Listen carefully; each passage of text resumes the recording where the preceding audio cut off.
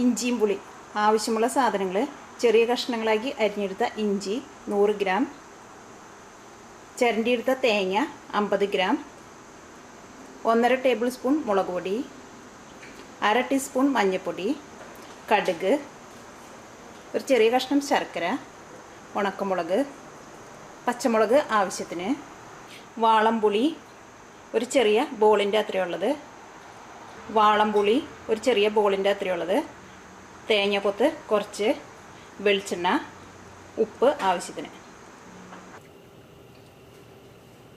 ഇഞ്ചിയും പുളി ഉണ്ടാക്കാൻ വേണ്ടിയിട്ട് നമുക്ക് ആദ്യം തന്നെ തേങ്ങ വറുത്തെടുക്കാം. ചട്ടി ചൂടാകുമ്പോൾ ചട്ടിയിലേക്ക് നമുക്ക് കുറച്ച് വെളിച്ചെണ്ണ ഒഴിക്കാം. ചൂടായിട്ട് ഇനി നമുക്ക് ഇതിലേക്ക് തേങ്ങ ഇടാം.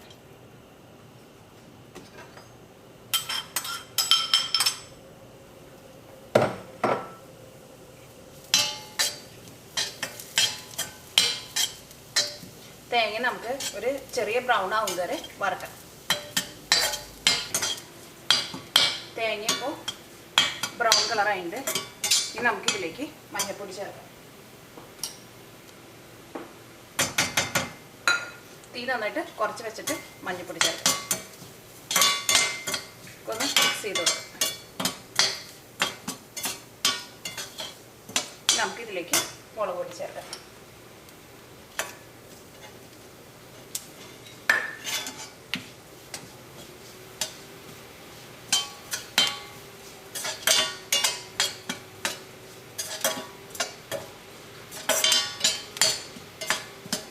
മുളക് നന്നായിട്ടൊന്ന് മൊരിയണ വരെ നന്നായിട്ടൊന്ന് ഇളക്കി കൊടുക്കാം.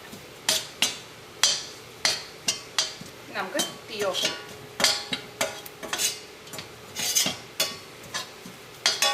കുറച്ച് വെള്ളം ചേർത്തിട്ട് നന്നായിട്ട് അരച്ചെടുക്കാം. തേങ്ങ വറുത്തെടുത്ത് കഴിഞ്ഞാൽ അപ്പം തന്നെ ചട്ടിയിൽ നിന്ന് മാറ്റണം, അല്ലെങ്കിൽ ചട്ടിയുടെ ചൂട് കൊണ്ട് തേങ്ങ കരിയും.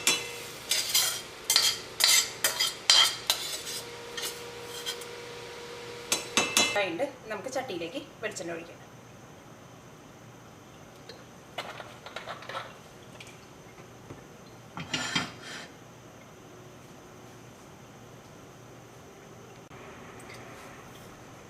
എണ്ണ നന്നായിട്ട് ചൂടായിട്ട് ഇതിലേക്ക് കടുകിട്ട് പൊട്ടിക്കാം.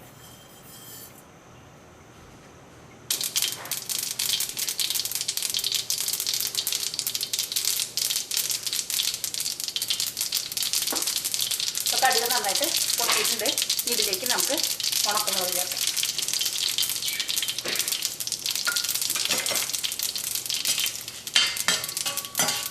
ഉണക്കമുളകിനെ നമുക്ക് എണ്ണയിലിട്ടിട്ട് പതുക്കൊന്ന് വറക്കാം. ഇനി നമുക്കിതിലേക്ക് പച്ചമുളകും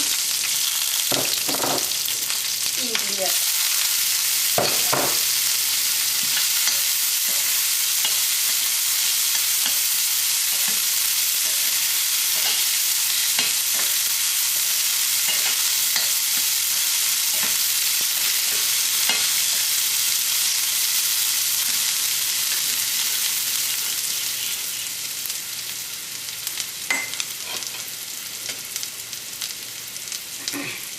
ഇതിലേക്ക് നമുക്ക് തേങ്ങ കുറച്ച് ചേർക്കാം.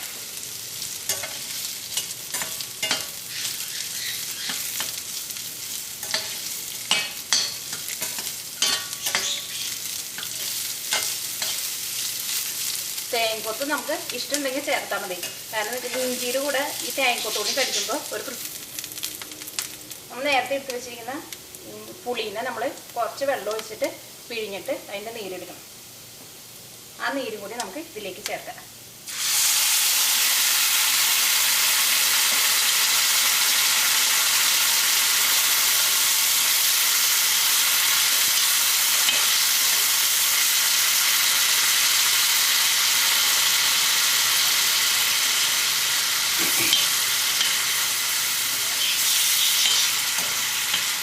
ഇതിലേക്ക് കുറച്ച് ഉപ്പ് ചേർക്കാം.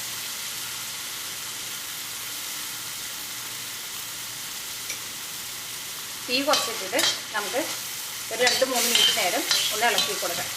അപ്പോൾ ഈ പുളിയൊക്കെ ഇഞ്ചിയുടെ ഉള്ളിലേക്ക് പിടിക്കും.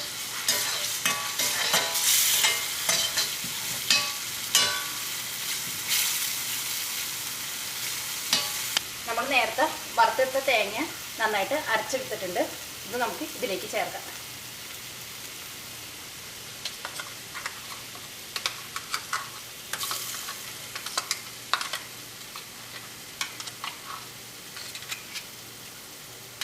ഇത് കുറച്ചും കൂടി വെള്ളം ഒഴിച്ചിട്ട് നമുക്ക് ഇതിലേക്ക് ചേർക്കാം. ഇതിലേക്ക് കുറച്ചും കൂടി വെള്ളം കൂടി ചേർക്കാം. തീ നന്നായിട്ട് കൂട്ടി വെച്ചിട്ട് നന്നായിട്ടൊന്ന് മിക്സ് ചെയ്യും.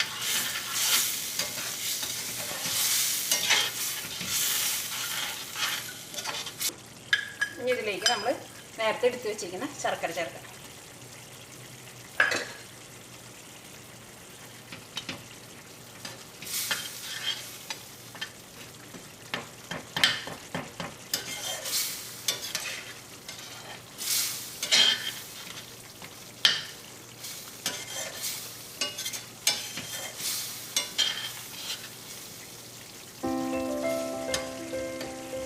ഉപ്പ് നോക്കിയിട്ട് ഉപ്പ് കുറവുണ്ടെങ്കിൽ നമുക്ക് കുറച്ച് ഉപ്പ് കൂടി ചേർക്കാം.